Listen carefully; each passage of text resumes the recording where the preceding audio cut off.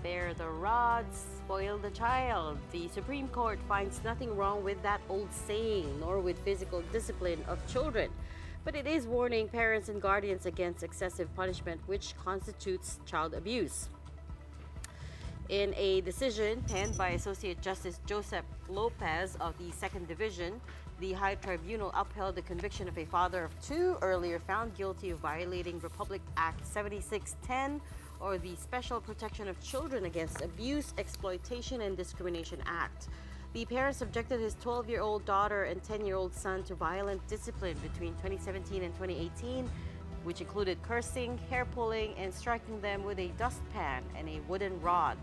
The SC said laying of hands against a child when done in the spur of the moment and in the heat of anger cannot be deemed as an act of child abuse. It becomes so when there is clear intent to harm a child's dignity. The father was sentenced to 4 to 6 years in prison and fined 45,000 pesos. All right, parents out there, listen up. Let's try to get some insights on this from Dr. Camille Garcia, a clinical psychologist. Dr. Garcia, good evening. Thanks for being with us. Hi, good evening. Good evening. This is, as a parent, I have to say, I hear this debate a lot. I don't think there's this is always going to be, one of the foremost questions in parents' mind, which is how far do you go to discipline your children? Tell us what you think about this Supreme Court decision. Okay, first and foremost, when you talk about punishment, it really depends because sometimes there's a tendency if that particular parent has anger management issues, there's a tendency that a simple slap can be something na sobrang masakit or sobrang you cannot control it. So there's really a tendency for somebody na talagang maging abusive the way you're going to punish your child. And definitely there's a lot of psychological impact on the child, not necessarily during the time that he was being slapped or being parang kicked or kung ano man yung klase ng punishment na binigay. Usually it happens eventually during the time that the child is already trying to have a personality post-adolescent to preteens to young adult, because usually the personality starts at around 15, 16, 17. And if it is not resolved, there's a tendency that the personality of this child will actually have mental health issues, or even it will come to a point that this child could be a bully in school. And there are a lot of possible psychological effect na hindi maganda. And definitely, if you're going to talk about children ng Gen Z at saka yung mga ngayon yung Generation Alpha, they have a lot of knowledge about mental health issues. So more or less alam nila yung magiging concern pag masyadong magkaroon ng mga ganitong klaseng pananakit of the parents. Pero dagdagan ko lang, Doc Camille, no? A lot of the parents now are also millennials and Gen X. Medyo woke na din, kumbaga, yung mga parents. So usually, they also take into consideration, like, yun nga parang how do you discipline a child, right? Because there is physical abuse, you're right, but there's also mental abuse, right? And and then what is excessive, right? And how can you leave it to a parent to decide what's excessive? So if there's so many questions and there's no like clear kumbaga instructions naman talaga, what would you say would define kung kumbaga yung boundary na hindi ka pa excessive? Okay. First, when you talk of something excessive, of course, definitely, when you slap a child, automatic yan, magkakaroon ng bruise yun. Tapos kung ngayon sasabihin niyo naman na isang beses lang na tap, the best thing is for you na every time na kung talagang you cannot control the physical na pananakit, you have to make it a point that the child should understand why you have to do it. Unfortunately, yung iba, pag talagang nagalit na lang, meron displaced anger. So ang tendency, there's a possibility that this parent, without knowledge ng bata, yung what happens, because galit na galit lang siya, biglang mananakit yung parent. So that's another thing. And then definitely, among parents now, although sasabihin natin na they are more careful, at the same time, hindi sila nagiging talagang they're trying to control itong ganitong klaseng issue na mananakit. The problem now is yung possibility na how consistent a parent should be in disciplining the child.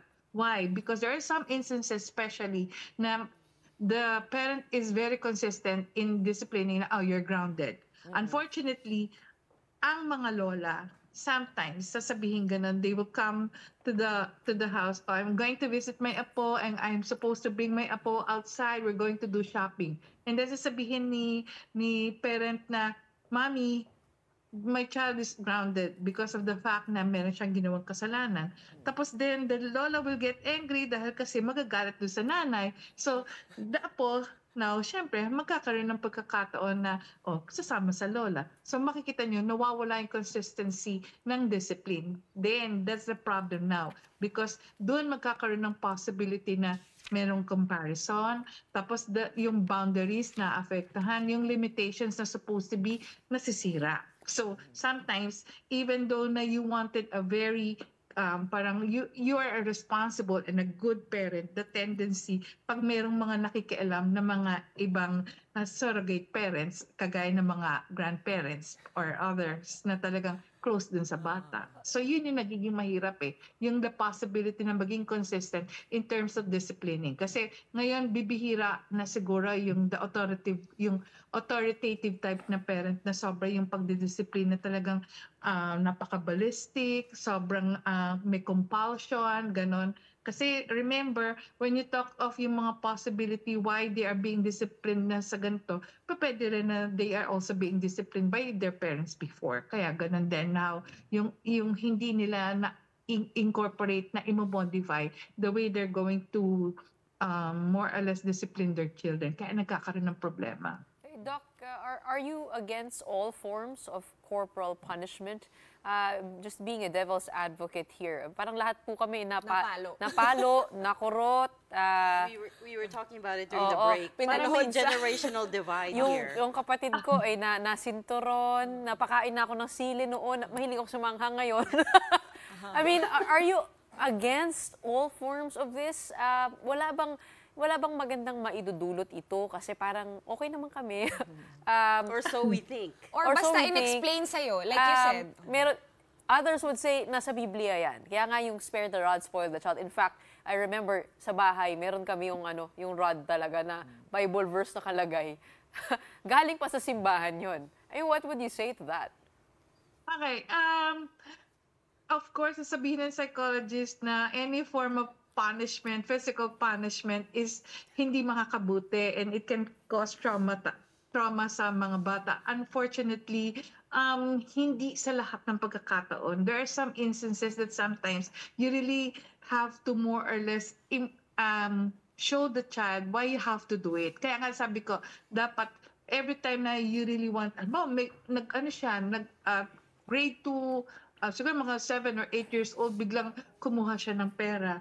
Suppose it is so impossible na just explain na ay masama yung pagkuha ng pera kasi sasabihin niya bakit si ganitong classmate ko kumukuha siya ng pera sa kaya nga. So parang sometimes ang tendency ayan ha, papaliin ko yung mga kamay mo para you should understand why I have to slap them for reasons na maintindihan mo meron kasing ginawa kang kasalanan. Siguro alam mo yung boundaries at saka limitations, and you should also explain to the child bakit kailangan gawin yun.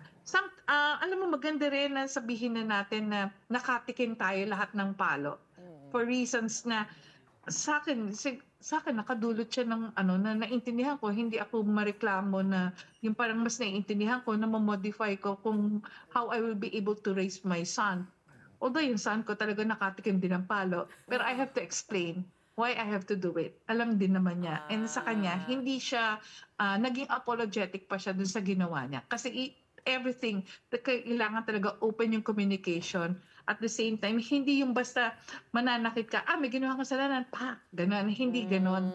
Kasi kumisan, dun nagkakaroon tayo ng kulang ng in terms of how you should be able to discipline the children. Parang sasabihin, ang hirap dun sa iba na, ako yung nanay niyan, ako magdidisiplina niyan.